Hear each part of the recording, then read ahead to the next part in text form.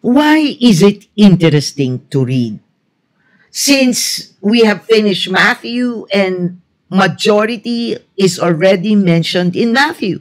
Well, mga classmates, it's short, it's sharp, it's raw, no fluff. You see Jesus as a man of action and compassion, and for new believers, it is a great place to start.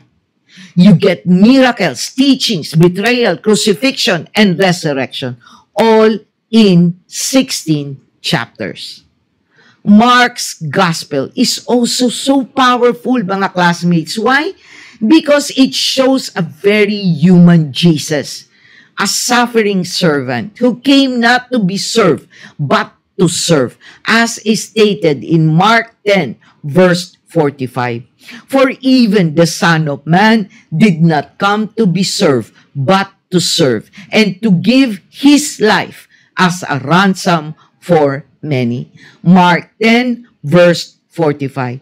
Your main takeaway in Mark's gospel, mga classmates, is that though Jesus is the suffering servant, he is also the Son of God with authority.